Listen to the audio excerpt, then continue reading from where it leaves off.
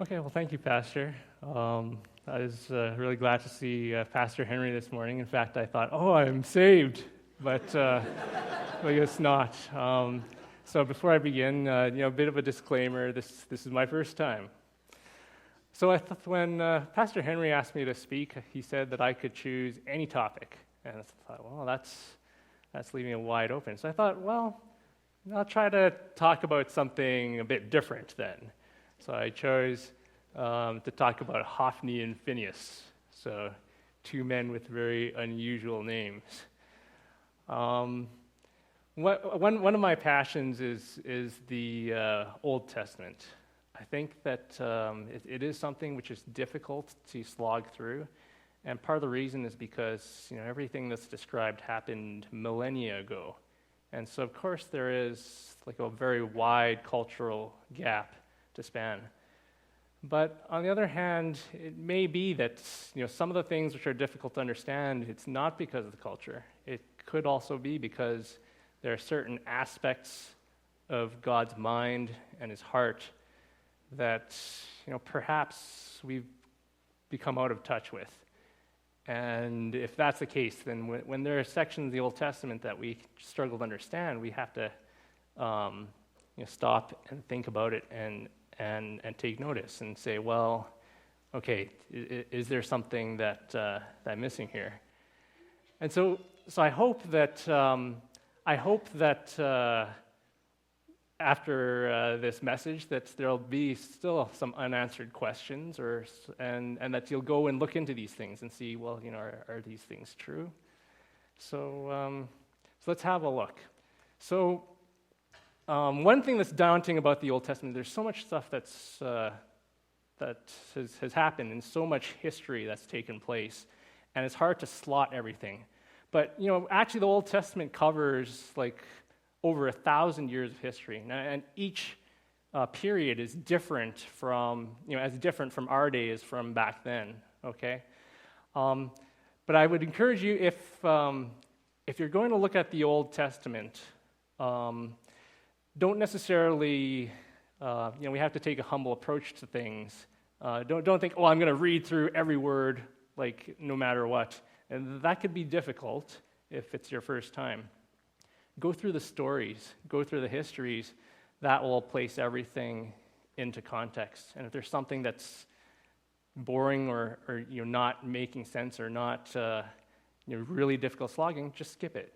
Because you really have to read through everything to understand and to put everything in context. So just keep on reading, keep on flipping through.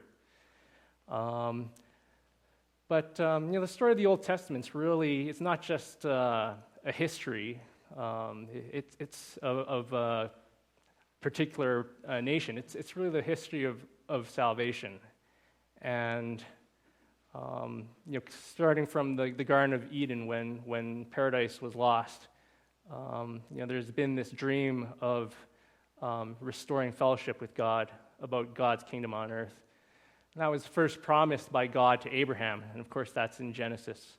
So that's in the distant, distant past, the time of the patriarchs, Abraham, Isaac, and Jacob, around 1800 to 2000 BC. 400 years in the future brings us to another period, and this is the time of the Exodus, when God raised up Moses, brought the Israelites out of the land of slavery, and brought them to Mount Sinai, where Moses received the law. This was the birth of the nation of Israel.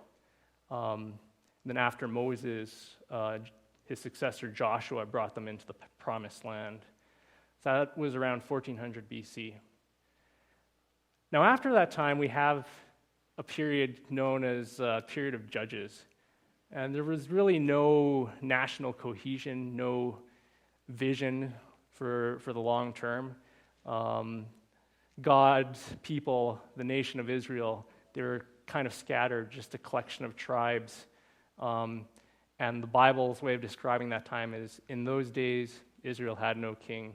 Everyone did as he saw fit. So it was a time of spiritual stagnation. And at times you've wondered, where is God moving in history?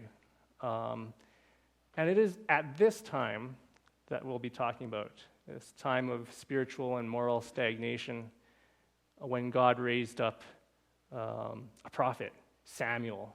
And Samuel really is one of the central characters in the Bible because it was at such a time. And Samuel was the one who not only established the kingship, established the kingdom of Israel, from which we get the whole concept of the Christ, the Anointed One, but he also established the office of the prophet, whose job it was to bring messages from God and also to keep the king in check. So Samuel is a very central figure in the history of God's people. So we're going to start in 1 Samuel chapter 2, and we're going to do a lot of reading. I figured, well, this is my first time. If it's a complete failure, at least the Word of God will be read. So we're actually not going to start in chapter 1. It's often a nice Mother's Day kind of sermon about this godly woman, Hannah, who desperately wanted a son, and she prayed with all her heart that if God would provide her with a son, then she would dedicate him to the Lord all the days of his life. And that's from that mother's prayer, we have the beginnings of this really central figure, Samuel. So let's begin in chapter 2, verse 12. Eli's sons were wicked men. They had no regard for the Lord. Now it was the practice of the priests with the people that whenever anyone offered a sacrifice, and while the meat was being boiled, the servant of the priest would come with a 3-pronged fork in his hand. He would plunge it into the pan or kettle or cauldron or pot, and the priest would take for himself whatever the fork brought up. This is how they treated all the Israelites who came to Shiloh.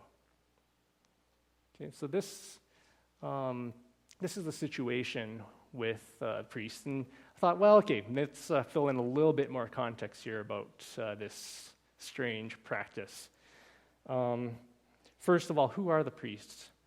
Well, a lot of religions have priests, right? I guess there's always this question of, where is God? He seems distant. What's the meaning in life? How come this isn't really accessible? Well, I guess in the ancient world, the priests would have this answer, right? The priests serve as an intermediary between God and man. And this is something that we have in the Bible as well. But the Bible, where it differs from these other religions, is that it gives the reason that we need these priests is that God is a holy God. We sang a lot of songs about the holiness of God, and that means that he's set apart. He's totally other than us. And the Bible tells us that it's because of sin that we're separated from God. So there's this barrier between man and God. And these priests, these are people, they cannot take the honor upon themselves. Nobody can presume to enter in the presence of God. God chose certain men to serve that function as priests. So if I could have the next slide. So, it's a little bit complicated, but again, just trying to wade our way through the Old Testament. So there were certain degrees of separation, and this is, again, because God is a holy God. Nobody can just enter into his presence because of this and because of sin. Nobody can approach God unless God first cleanses them and prepares them for his service. So first of all, only an Israelite could enter into the assembly. Only the Israelite could approach the temple to worship. So who are the Israelites? Well, the Israelites were the descendants of Jacob, whose name was later changed to Israel. Jacob had 12 sons, and one of them was named Levi. And all the sons became tribes. And God chose the tribe of Levi out of all the tribes to serve him. Initially, he said, each of your firstborn sons is going to serve me. Like imagine that, right? every firstborn son that you have is going to go into the ministry. It would certainly solve our problems of shortages of pastors. But it just shows you the importance God assigns to worship, right? But he didn't take everybody's firstborn son. He took the tribe of Levi, okay? So fast forward 400 years, that's the time of Moses and Aaron and the Exodus.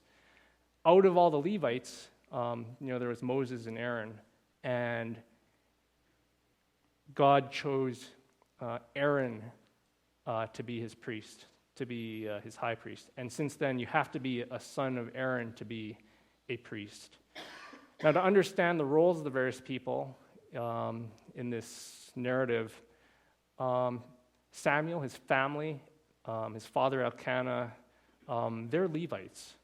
So Samuel's role in ministering in the temple, for which Hannah devoted him, Samuel was already of the right lineage to serve in the temple. He was a Levite, okay? But he could never replace Eli, Hophni, and Phinehas because he was not of the priestly lineage. Eli, at the time, was the high priest. That means that only he could enter the Holy of Holies.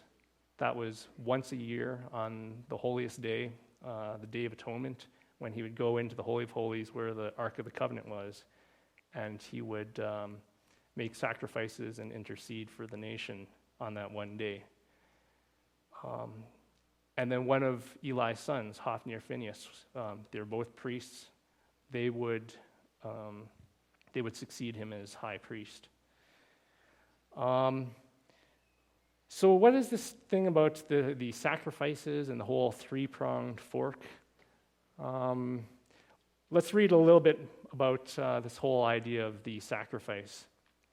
So there were lots of different types of sacrifices. Some where you burn up the entire offering, and that was a burnt offering, representing a person's total commitment, total giving over of everything to the Lord. But there was another type of offering called the fellowship offering, where the worshiper could actually partake in a meal. And what's supposed to happen in this fellowship offering is that the worshiper is supposed to bring an animal and slaughter it in front of the temple.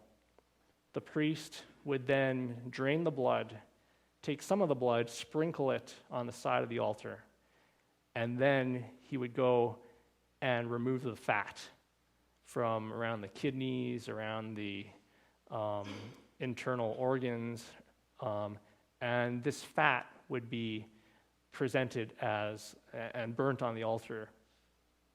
Now, to the modern mind, you might think, well, that's fine. I mean, I don't like fat anyway.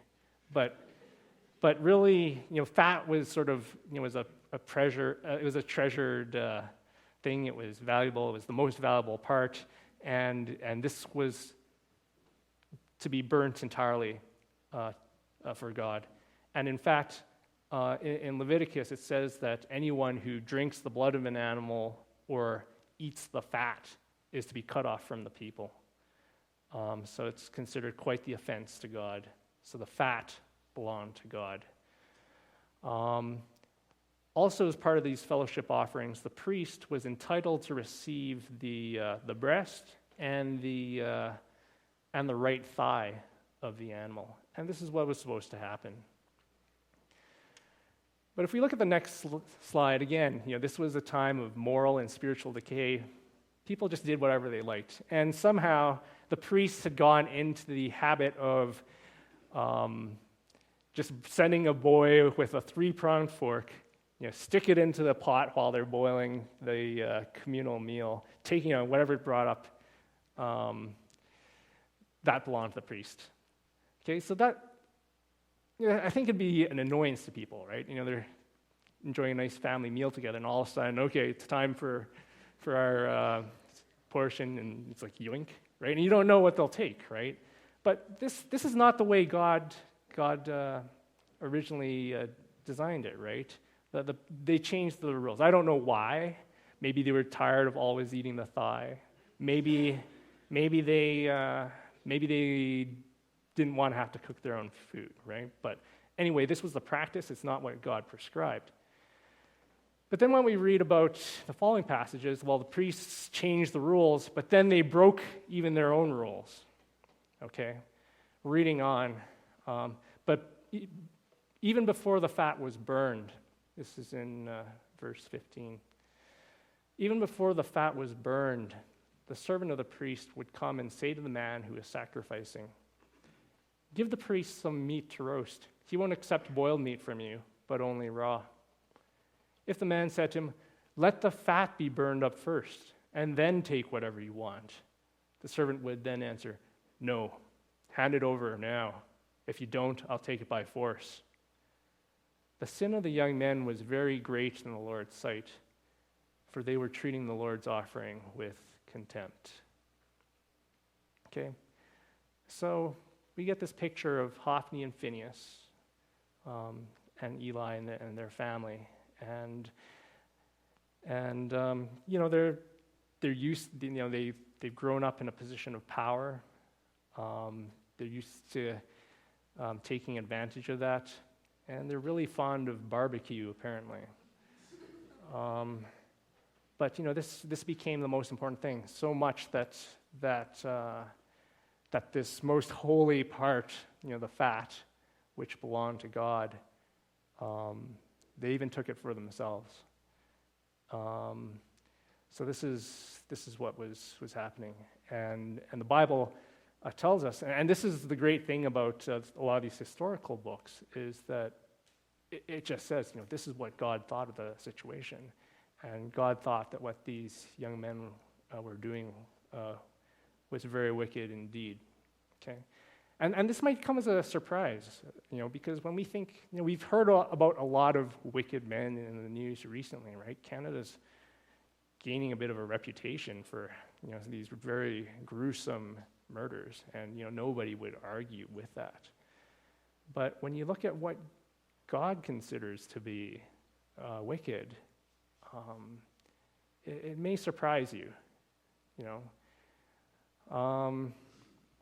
So this is what these young men would do.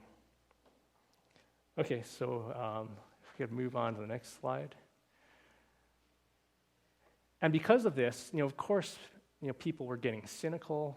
People would complain about the leadership, and they would say, what's the point of going to just, why sacrifice to just be feeding this fat priest and his sons, and when even the leaders are not taking things seriously, what can a person do? Okay, but here we read about Samuel and his family. Okay, but Samuel was ministering before the Lord, a boy wearing a linen ephod. That's the clothing of the priest, but he would wear a version of this, but not the true priest's ephod. Each year his mother made him a little robe and took it to him when she went up with her husband to offer the annual sacrifice. Eli would bless Elkanah and his wife, saying, "May the Lord give you children by this woman to take the place of the one she prayed for and gave to the Lord." Then they would go home. And the Lord was gracious to Hannah. She conceived and gave birth to 3 sons and 2 daughters. Meanwhile, the boy Samuel grew up in the presence of the Lord. So even while, even the high priest and his family were not taking the things of God seriously, here we have a family, and they devote their son wholly to the service of God.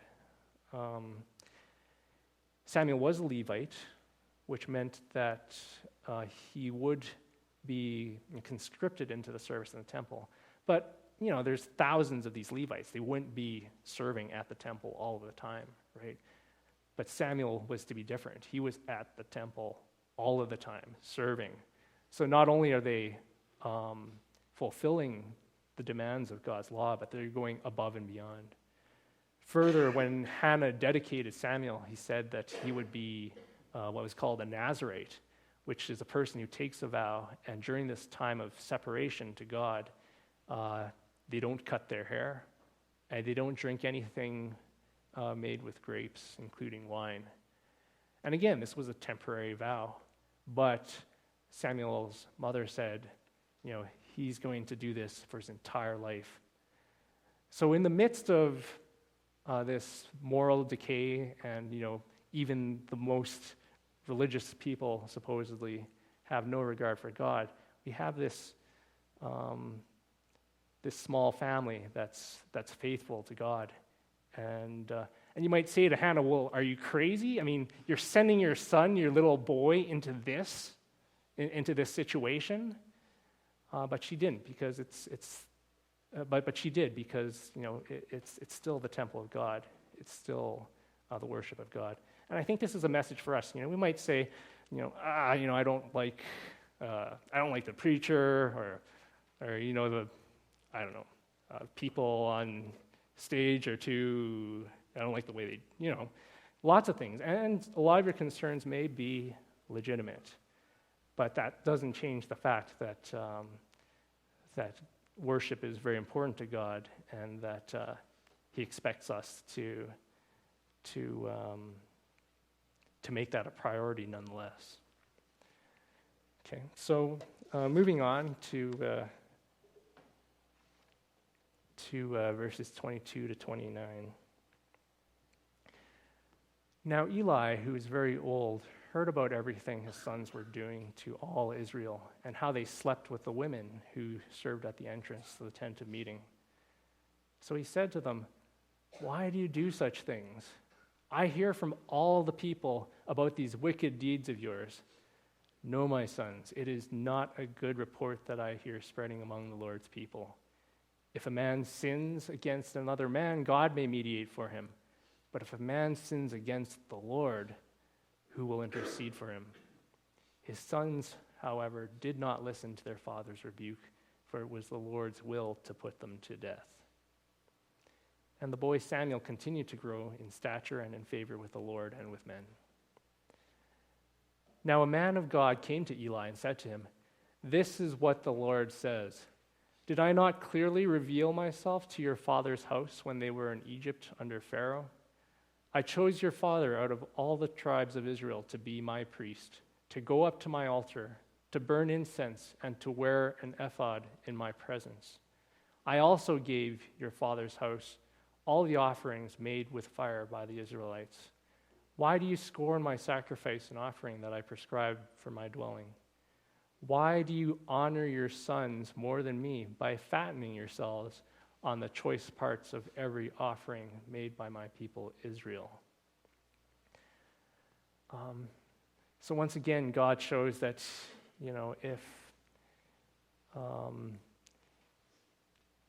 if those who are ministering, if those who were supposed to be carrying out His will, if they're not obeying, He'll raise up somebody else. Like from this family, He raised up Samuel. And here there's just this person from out of the blue, this man of God who comes to Eli, the high priest, with this warning. Another thing that's really amazing about the Old Testament is its portrayal of characters. And people say that Shakespeare is the greatest author ever because he really understood human nature. And I think you can say that a lot about the biblical stories as well. And we see this portrait of Eli, and your heart really goes out to him. He's probably the most tragic character in the entire story. His sons are probably just I kind of see them as just being dumb brutes. They don't know what they're doing. They're senseless. But Eli, you get a sense he's still a good man. He still cares about the sanctuary of God. He tries to rebuke his sons. He's father to Samuel. He's the one who raises up this great leader.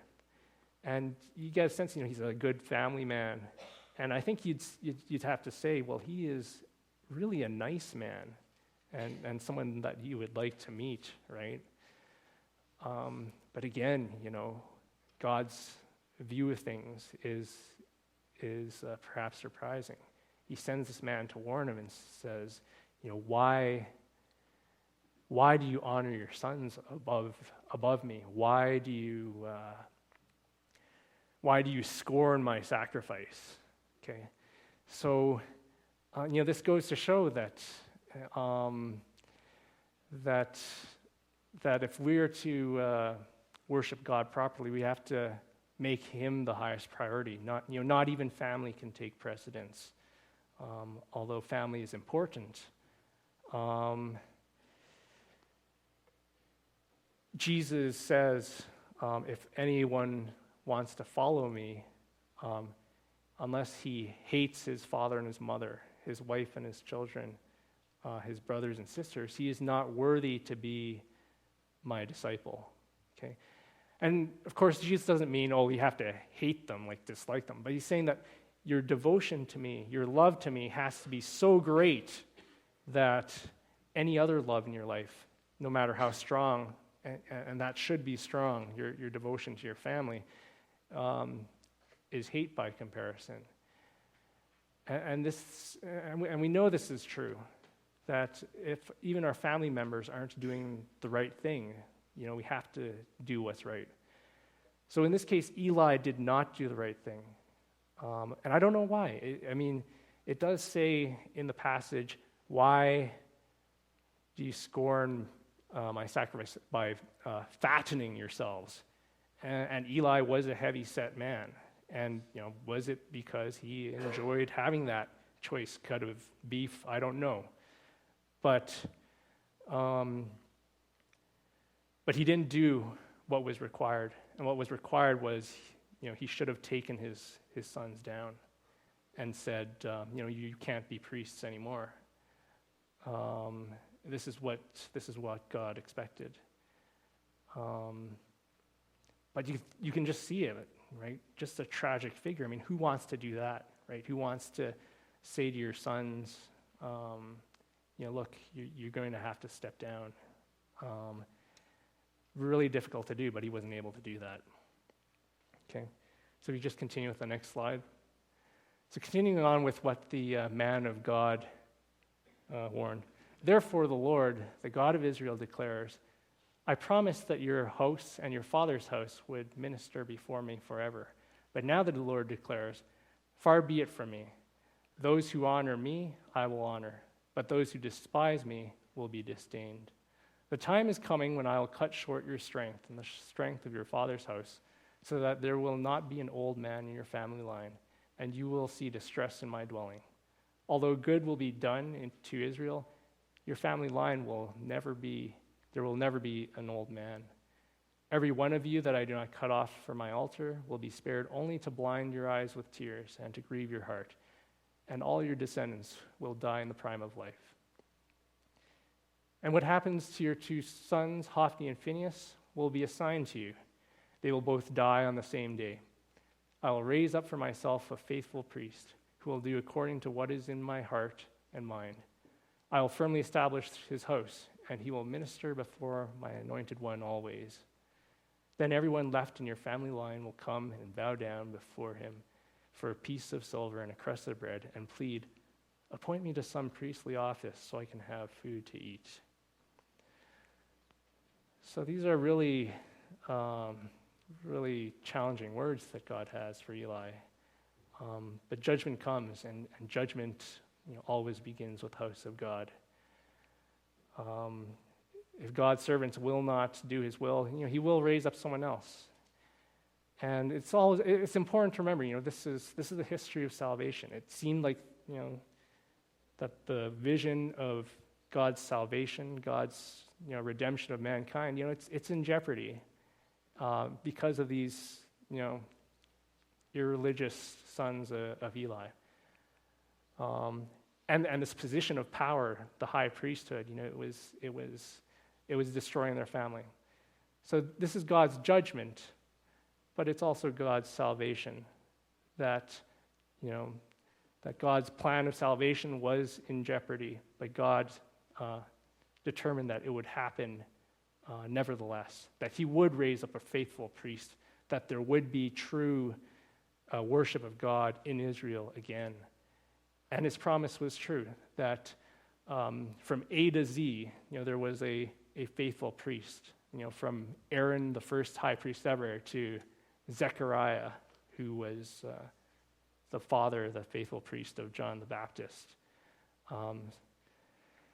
So I know I'm way over time, but just to point out that, again, I think we can maybe learn more from the mediocre people of the Bible than maybe from, maybe we're not all meant to be Paul or David, but at least we can try not to be Hophni and Phinehas.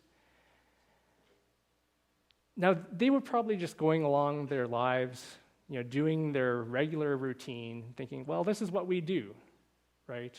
They had no idea that the Lord was very angry with them. I just have to make an analogy to The Simpsons. There's one episode where Homer managed to worm his way into this very exclusive club of men called the Stonecutters, and they're very strange and ancient cults. And one of their things is they have the sacred parchment, and they revere the sacred parchment. And Homer, unwittingly, because he's new, just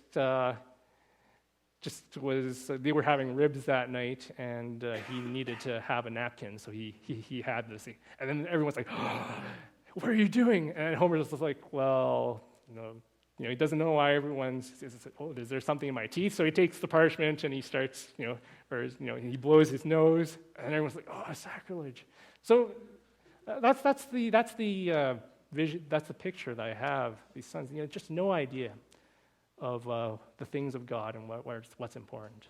But I think it's the same way. Our society has no idea of what really matters to God. And we might think, well, this is normal, that, as long as I go along my own way, I don't harm anybody else, God will be pleased with me. And that's what the world thinks, and that's what we're led to think, and we think this is normal. But the Bible informs us, says, no, this is not normal, right? Such people, God says, hate me. That's the description God uses. Why do your sons hate me? Why do you show disdain for my offering? Why do you show contempt to me?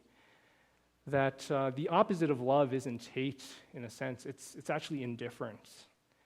And basically, Eli's sons showed no regard for God whatsoever. They just didn't care. They did not consider holy the things of God. So I guess my advice, my exhortation to us as a church is, we mustn't be like Hophni and Phinehas. The things of God, we have to treat with the utmost respect. I think we need to learn to tremble a little bit in the presence of God. For instance, if you were to think of, what's the most significant thing that you did this week, if we were to take the point of view in this passage, we'd have to say, well, we just did it. The most significant thing that we've done this week is meet together in the house of God and worship Him. So I think that, if we are to really be sensitive to the mind and the heart of God, we have to recognize that worship of Him is His highest priority. And this needs to be our highest priority as well. And a lot of you may wonder, well, what am I supposed to do with my life? What do I need to do to please God? Again, I would say, go to the basics. First things first. Make worship your priority. Learn to tremble. You'll say to me, there is a trend to say, well, worship isn't as important as the life you live. Jesus always, trashed the religious people of his day. Not entirely, that is true. And he trashed them because they just lived totally despicable lives, and they thought they could cover up their lives just by acts of external acts of worship. That's not true. But the worship is supposed to be the pinnacle of what we offer to God. So let's learn from Hophni and Phinehas. Let's not be like them. And let's learn to make worship our utmost priority. So let's pray.